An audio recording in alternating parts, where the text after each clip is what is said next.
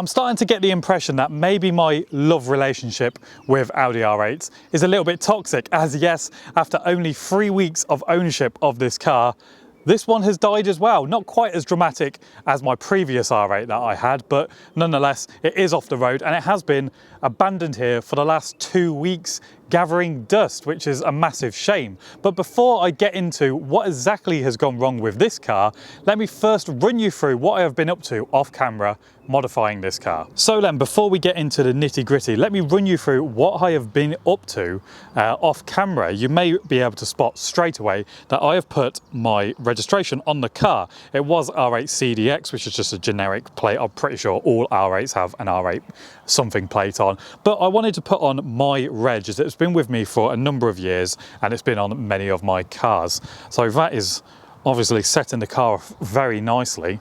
And then, I don't know if this door, I mean, it's a bit of a state in here because also this locking mechanism won't unlock the door from the outside. So I've got a new one of those to put in as well at some point. So I forgot actually how much of a state it is in here. But in the middle, you will notice I have swapped out the OEM head unit, which is honestly useless. It is so pants. I just felt the need to upgrade it. So this is a wireless Apple CarPlay Kenwood system with the fascia from a company called RTA, which it is rather expensive for the fascia, to be honest. However, it comes with a complete kit, all the kind of modules you need, wiring looms, everything, so that you can just plug and play, and it all works with the steering wheel controls as well. And to me, that's just the cleanest kind of look of all the kind of fascias out there, so that is amazing. I'll of course leave all the products in the description down below, but when this car is working, just being able to drive around with Apple Maps and Spotify, it's just completely transformed the usability of the car and completely like modernized it, so it is so much better. I'm not going to close that because this might fall off.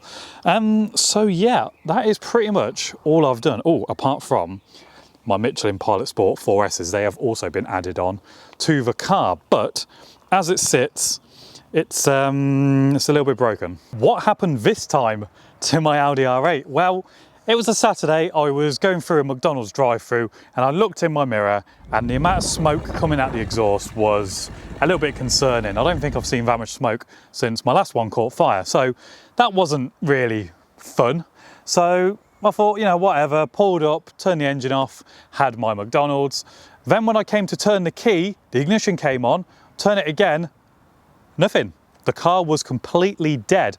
Now, what I have kind of diagnosed it to be is the starter motor. So this is the original starter motor, which doesn't look in the best condition really. So when we tested it, we tested all the fuses and things like that.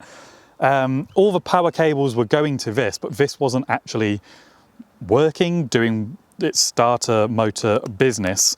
And looking at the state of it, I'm not surprised, to be honest. So that is where this, shiny new one comes into play.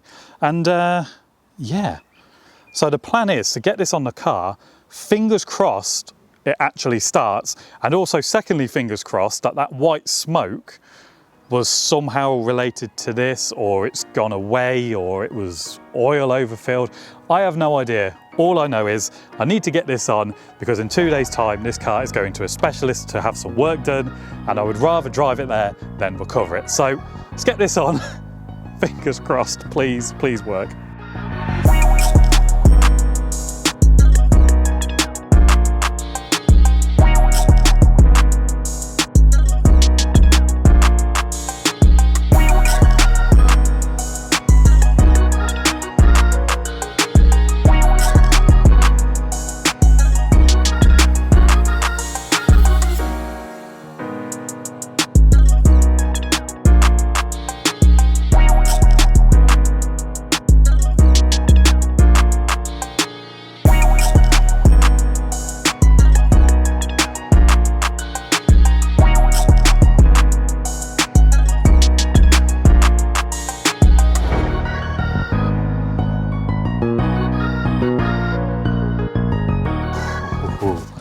Right then, moment of truth.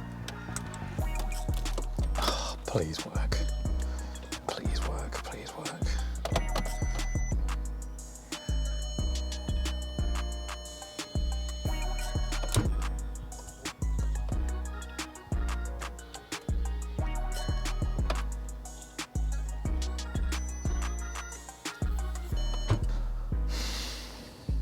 shit.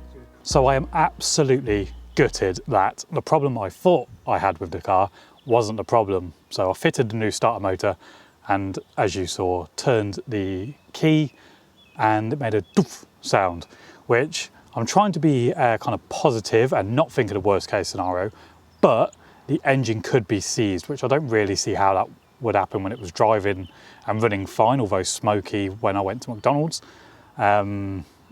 But yeah, that's what it could be. I also, I actually managed to fix something. This door wasn't unlocking on the key, so I changed the motor, as you can see, and that's a motor I got off eBay. It cost me £30 and is the exact same mechanism as an Audi A3. So that was a nice cheap fix, but it doesn't kind of help the fact that the car doesn't run, but at least I can lock and unlock the passenger door, I guess. The AA came and diagnosed the car and it come up with about 7 faults, like sensors, fan sensors, ECU2. So fingers crossed when they recover it to Quorn Sports and Classics tomorrow, that they are able to quickly and cheaply diagnose the fault and get my car back up on the road again. But yes, that's not at all the outcome I was expecting, and I am absolutely gutted and pooing myself at the same time that this is absolutely going to cause me some serious financial issues. Now, I hope you enjoyed the video despite it being a bit downhill from what I was expecting. Make sure you join me for part 2 of this video, where the car will be at Quorn Sports and Classics and they will diagnose and hopefully fix the car. You can support myself and the channel completely free of charge, which I will desperately need for the maintenance of this car, and that is by hitting the subscribe button. And of course, as always, don't forget to give this video a big fat thumbs up. Thank you anyway once again for watching, guys. Thank you as always for the support, and I'll see you in the next one.